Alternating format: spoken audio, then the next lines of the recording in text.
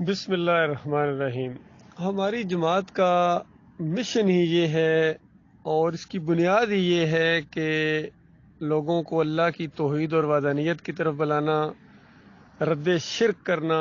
اور طاغوتوں کی نشاندہی کرنا، جس اینگل سے بھی وہ بات کریں اللہ اور اللہ کے رسول صلی اللہ علیہ وآلہ وسلم کی بات کے مقابلے میں،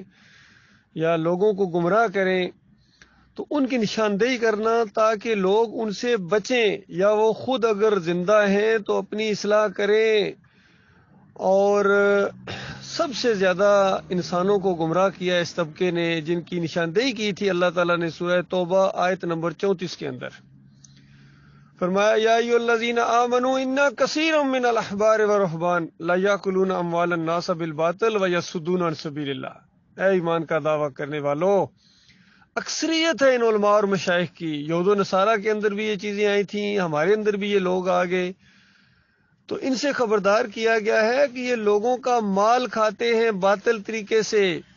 اور لوگوں کو اللہ کے راستے سے روکتے ہیں۔ غور کرو اللہ کے بندوں، مال بھی کھائیں اور اللہ کے راستے سے بھی روکیں، ان سے بڑا کوئی مجرم ہو سکتا ہے؟ کوئی کام دنیا کا آج ان کو کھلائے پلائے بغیر نہیں ہو سکتا ہے۔ بچے کے کان میں اذان دیتے ہوئے عام مسلمان ہے، یہ گھبراتا ہے کہ پتہ نہیں اذان ہوئی بھی ہے یا کوئی نہیں ہوئی ہے، اور نکاح نہیں پڑھا سکتے، جنازہ نہیں پڑھا سکتے ان کی موجودگی کے بغیر۔ گویا پورا دین ان مولویوں کو اور ان مشائخ کو، علماء کو، جو نام نہاد علماء ہیں، دین فروش علماء ہیں، ان کے حوالے کر دیا انہوں نے، ٹھیکے پر دے دیا۔ تو ٹھیکیدار پھر جو ملاوٹ کرتا ہے وہ آپ کو پتہ ہی ہے۔ یہ جو ویڈیو کسی نے اپلوڈ کیا ہے، یہ مولوی صہیب ہیں، میرے خیال میں یہاں بحرین میں ہوتے ہیں، قاری صہیب کے نام سے یہ مشہور ہیں۔ کرت ظاہری بات ہے، انہوں نے پیشے کے طور پر اس چیز کو اپنایا ہے، اور اس بیان کے اندر دیکھیے جو چیزیں وہ زور دے رہے ہیں، لوگوں کو تلقین کر رہے ہیں، یہ وہی بات ہے کہ اوروں کو نصیحت، خود میاں فضیحت۔ تو انہوں نے اس مختصر سے ویڈیو کے اندر یہ بات بیان کی ہے کہ دیکھو، اللہ تعالیٰ نے اس قوم کی کبھی حالت نہیں بدلی ہے جس کو اپنی حالت کے خود بدلی کرنے کا ارادہ نہ ہو یا وہ کوشش نہ کرے، اللہ نہیں کرے گا۔ یعنی اگر وہ اللہ کی شکر گزار قوم ہے بالفرض، تو جب تک وہ ناشکری نہیں کرے گی اللہ تعالیٰ اس کو ذلیل و خوار نہیں کرے گا، اور اگر کوئی پہلے سے ذلت اور خواری کے اندر ہے تو جب تک وہ خود اللہ کا نام لے کر نہیں اٹھے گی، اللہ کے بھروسے کے اوپر نہیں اٹھے گی، اللہ خود کبھی بھی نہیں اس کو اٹھائے گا۔ تو یہ باتیں بیان کر رہے ہیں، اور پھر اس کے بعد کہتے ہیں کہ بہت بڑی جہالت اس وقت ہوتی ہے جب انسان اپنی گمراہی اور گناہوں کے اوپر ڈٹ جائے اور اس کے جواز فراہم کرنا شروع کر دے، اس کو دلائل دینا شروع کر دے۔ تو بتائیے، سب سے زیادہ تو یہ طبقہ دلائل دیتا ہے اپنی اس گمراہی کے اوپر جب ان کو کہا جائے کہ دین کو اجرت کا ذریعہ کیوں بنایا ہوا ہے۔ کتنی آیتیں ہیں قرآن کی کہ میری آیات کو حقیر معاوضے میں مت بیچو، اور متاع دنیا قلیل، پوری دنیا بھی لے لو گے تو قلیل ہے۔ کیونکہ کچھ فریب کار ایسے ہوتے ہیں، کہتے ہیں دیکھو اللہ تعالیٰ کہتا ہے تھوڑی تنخواہ نہ رکھنا، تھوڑی تنخواہ نہ لینا، بڑی بڑی تنخواہ لینا، عوام کو بھی بانٹتے ہیں۔ دیکھو اللہ تعالیٰ تمہیں کہہ رہا ہے کہ علماء کو تھوڑے پیسے نہیں بلکہ بڑے بڑے پیسے دینا۔ اور کبھی کبھی اس طرح کے بھی بیانات آتے ہیں کہ دیکھو تمہاری ہر پیشے کی اتنی زیادہ تنخواہیں ہیں، مزدور کی بھی اتنی تنخواہ ہے، اپنے امام کی تم نے تنخواہ اتنی تھوڑی رکھی ہوئی ہے، اس بیچارے کا کیا قصور ہے؟ اس طرح کی باتیں کرتے ہیں، حالانکہ یہ جو تنخواہ ہے، یہ جو اجرت ہے، یہ بالکل حرام ہے، ناجائز ہے، دین فروشی ہے، اور اس کے اوپر جہنم کی آگ کا عذاب ہوگا، دینے والے کو بھی اور لینے والے کو بھی۔ اب یہ جہنم کی آگ کے انگارے ہیں، جتنے مرضی اکٹھے کر لو۔ تو یہ بات جب کھول کے سامنے لائی جاتی ہے کہ دیکھو نبی علیہ السلام نے فرمایا اقرأ القرآن ولا تقل بھی، قرآن پڑھو پڑھاؤ، یعنی سمجھو سمجھاؤ، لیکن اس کو روٹی کمانے کا ذریعہ نہ بنا لینا۔ اور یہ روایت بھی بہت پیش کرتے ہیں لوگ کہ دیکھو تم میں بہترین وہ ہے جو قرآن کو پڑھائے اور سمجھے اور سمجھائے، یعنی پڑھے اور پڑھائے۔ بالکل صحیح بات ہے، لیکن وہ بہترین ہے جو اللہ کی رضا کے لیے پڑھائے، جو اللہ کی رضا کے لیے پڑھے۔ اور جو اپنا مخرج ٹھیک کرتے ہیں کہ بعد میں مؤذن کی وہ مل جائے گی، نوکری ملے گی یا امامت کی مل جائے گی، اور زیادہ ذرا مخرج اچھا کریں گے تو اس کے بعد مجھے امامت ملے گی، پھر مجھے تنخواہ ملے گی، پھر پوری زندگی یہ کمائے گا اور پوری زندگی اس کے جواز فراہم کرے گا اس ناجائز اجرت کے، اور اسی وجہ سے خیر نہیں آ رہی ہے۔ پھر یہ بیان کر رہے ہیں کہ دیکھو مسجد نبوی میں ایک صحابی نے اپنے کسی لغزش کے اوپر کوئی ان سے گناہ سرزد ہو گیا تو انہوں نے اپنے آپ کو ستون کے ساتھ باندھ دیا۔ یعنی صحابہ کرام ایسے سے خود احتسابی کرتے تھے، اور آج مسلمان اپنی غلطی ماننے کے لیے تیار نہیں ہے۔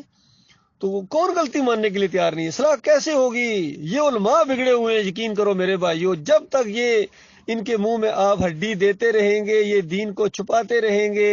چاہے بڑی لمبی ان کی داڑیاں ہوں، بڑے مدرسوں کے یہ فارغ تحصیل ہوں، جامعہ ازہر سے فارغ تحصیل ہو کے آئے ہیں اور اجرت لیتے ہیں، مدینہ یونیورسٹی سے، یہ قرآن اکیڈمی کے چلانے والے ہیں، یہ علماء دیوبند کے جو ہے نا سرخیل ہیں، وہاں سے ڈگری لے کے آئے ہیں، بریلوی مدرسے سے، یہ بریلوی حضرات ہیں، یہ اعلیٰ حضرت ہیں جی، یہ ابو الاعلیٰ ہیں، اس طرح کے ان کے القاب ہیں، شیخ العرب والعجم، شیخ الہند، پتہ نہیں کیا کیا ان کے القاب ہیں، لیکن اس کے بعد دین کے اوپر اجرت لیتے ہیں، اس کے جواز فراہم کرتے ہیں، پوری طرح بحثیں کرتے ہیں۔ اور کچھ لوگ ہیں جو تھوڑے سے نیوٹرل ہیں، ہاں بھائی دل تو مطمئن نہیں ہے، لیکن یہ ان کو غلط بھی نہ کہیں، بھائی تو آپ کا اپنا دل مطمئن نہیں ہے۔ ایمان عقیدہ تو وہ ہوتا ہے جس پر دل اطمینان پائے، اللہ کے ذکر سے، اللہ کی بندگی سے، اللہ کی فرما برداری سے دلوں کو اطمینان ہوتا ہے، اللہ خوش ہوتا ہے جب، تو آپ کا دل بھی اطمینان پکڑتا ہے۔ لیکن جب تمہارا خود اپنا ہی دل اطمینان نہیں ہے تو پھر اس ناجائز چیز کی حمایت کیوں کر رہے ہیں اور اس کو کیوں جاری رکھا ہوا ہے؟ اور سارے جتنے علماء ہیں، جتنے مسلک کے آپس میں اختلافات ہونے کے باوجود اس ایک غلے کے اوپر سب نے اتفاق کر لیا ہے، بریلوی ہوں، دیوبندی ہوں، اہل حدیث ہوں، سلفی ہوں، حنبلی ہوں، جو بھی ہیں، سب اس غلے کے اوپر انہوں نے ایکا کر لیا، اتحاد کر لیا، بلکہ گویا امت کا اجماع ہو گیا اس کے اوپر، حرام خوری کے اوپر، اس ناجائز اجرت کے اوپر۔ اور نبی علیہ السلام فرمائے مؤذن اس کو رکھو جو اجرت نہ لے، اور آج یہ کہتے ہیں مؤذن اس کو رکھیں گے جو اجرت لے، اور جو مفت اذان دینے کے لیے اپنے آپ کو کبھی پیش بھی کر دے، کہتے ہیں نہ نہ نہ، اس طرح راستہ کھول رہے ہو، یہ پھر لوگوں کے سامنے یہ بات آ جائے گی کہ یہ اجرت حرام ہے، ناجائز ہے، تو اس طرح دین کی بات سامنے آ جائے گی۔ جب یہ خود دین سمجھ جائیں گے تو پھر ان کے پیٹ کا کیا بنے گا؟ تو جب تک پیٹ لٹکا ہوا ہوتا ہے دین کے ساتھ، کوئی خیر نہیں آ سکتی اللہ کے بندو۔ جب تک ان کو کھلانا پلانا بند نہیں کرو گے، یہ حق نہیں بولیں گے، یہ اسی طرح تمہیں گمراہیوں کے اندر رکھیں گے اور خود اپنی آخرت بھی برباد کریں گے اور تمہاری آخرت بھی برباد کرنے والے ہیں۔ پھر اسی طرح ایک حدیث ہے جس کا مفہوم یہ ہے کہ جس نے وہ دین سیکھا، وہ علم سیکھا جو اللہ کی رضا کے لیے ہوتا ہے، اس نے دنیا کمانے کے لیے سیکھا، تو قیامت کے دن اس کے چہرے پر ہڈی ہوگی، گوشت نہیں ہوگا۔ تو آج ان کے سرخ گال نہ دیکھیں، بڑی بڑی موٹی گردنیں نہ دیکھیں، کیونکہ آرام کھاتے ہیں، ان کو فکر ہی کوئی نہیں، نہ مہنگائی کی فکر ہے، نہ ٹیلی فون بل کا فکر ہے، نہ مکان کے کرائے کی فکر ہے، نہ بچوں کی فیس کی فکر ہے، نہ گاڑی کے پیٹرول کی فکر ہے، کسی چیز کی جب ان کو فکر ہی نہیں ہے تو نورانی چہرہ تو نظر آئے گا۔ کہتے ہیں بڑا حضرت صاحب نورانی چہرہ ہے، بھائی نورانی چہرہ آپ نے بنایا، ان کو پراٹھے کھلا کے، ان کو دودھ پلا کے، ان کو حلوے کھلا کے، ان کو گدی کے اوپر بٹھا کے، اور ان کے جو آپ نے عزت اور احترام کیا ان کا، کہتے ہیں علماء کا احترام کرو۔ بھائی علماء وہ ہیں جو اللہ سے ڈرنے والے ہیں، اللہ زینا آمنوا وکانوا یتقون، جو اللہ کے اوپر ایمان لائیں اور اس کے بعد اللہ سے ڈر کر زندگی بسر کریں، یہ ہے اللہ کے دوست ہیں، یہ اولیاء اللہ ہیں، یہ نیک لوگ ہیں، یہ انبیاء کے وارث ہیں جو اجرت نہ لیں۔ کہتے ہیں انبیاء کے وارث ہیں، اچھا ہر مہینے تم دستخط کر کے تنخواہ لو، تم انبیاء کے وارث ہو، اور پوری طرح اس پر آرگومنٹس پیش کرو، بات ماننے کے لیے تیار نہیں ہو۔ بتاؤ نبی علیہ السلام نے کتنی اجرت لی تھی، صحابہ کرام نے کتنی اجرت لی تھی؟ تمہارے پاس کوئی دلیل نہیں ہے اس کی۔ جب کوئی دلیل ان کو قرآن اور حدیث سے نہیں ملتی ہے، پھر کہتے ہیں ہاں وہ ایک صحابہ کی وہ ٹکڑی جب گئی تھی تو انہوں نے بکریاں نہیں لی تھی، بکریاں جب بکریاں لی جا سکتی ہیں۔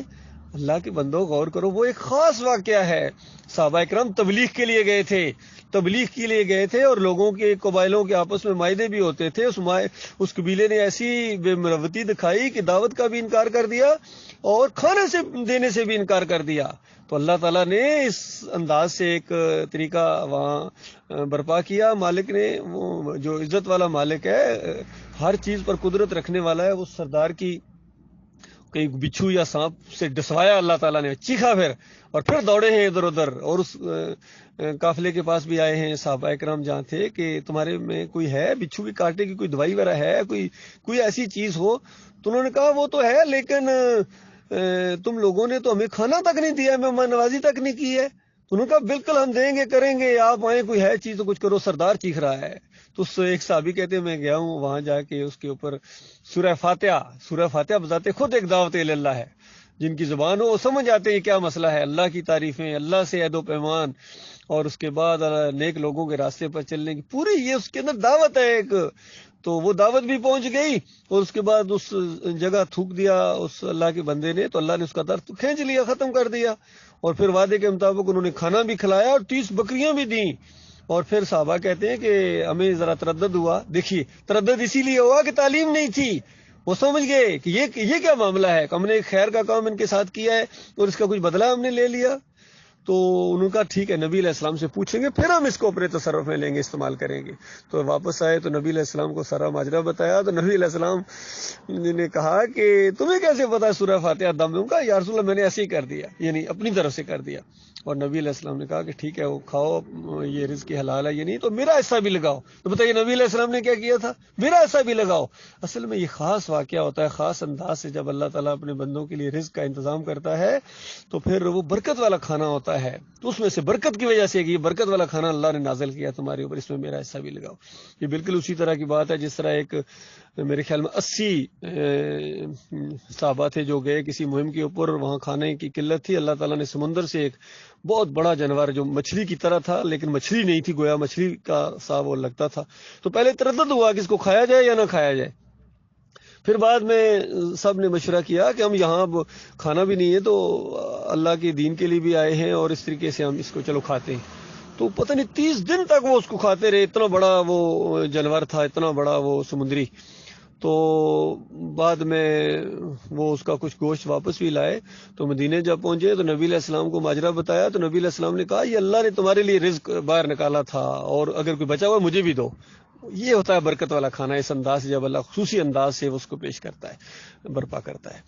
تو اللہ کے بندو یہ معاملات ہیں، جب قرآن اور حدیث کی کوئی دلیل نہیں ملی تھا، بکریوں والا معاملہ لے کے آتے ہیں اور کبھی اس طرح کی چیزیں لے کے آتے ہیں۔ تو اللہ کے بندو غور کرو، یہ ناجائز ہے، دنیا بھی تمہاری برباد ہے، ذلت اور خواری تو پوری جگہ پوری زمین کے اوپر مسلمانوں کی، صرف اسی وجہ سے ان کے عقیدے کے اندر خرابی ہے، اور یہ دین کو اجرت کا ذریعہ انہوں نے بنا لیا، اللہ کی نافرمانی کر رہے ہیں اور اس کے اوپر ڈٹ کے جواز فراہم کر رہے ہیں۔ اور شعیب قاری صاحب بیان کر رہے ہیں کہ گویا یہ بڑے پاک صاف ہیں، دودھ سے نہائے ہوئے ہیں، حالانکہ سب سے زیادہ حرام یہ جو کمائی ہوتی ہے اس میں یہ دینی امور پر جو لینا ہوتا ہے، یہ بہت بڑی ناجائز ہے، بہت بڑا ظلم ہے، اللہ کے دین کو بیچنا، یہ جہنم کے انگارے ہیں، چاہے توصیف الرحمان لے، چاہے یہ قاری شعیب لے، چاہے جناب جو بھی لے، جو عالم دین کے اوپر اجرت لے گا، یاد رکھیے یہ حرام ہے، ناجائز ہے، جہنم کی آگ ہے، اور دنیا اور آخرت کی ذلت ہے۔ اللہ تعالیٰ غور و فکر کرنے کی توفیق عطا فرمائے۔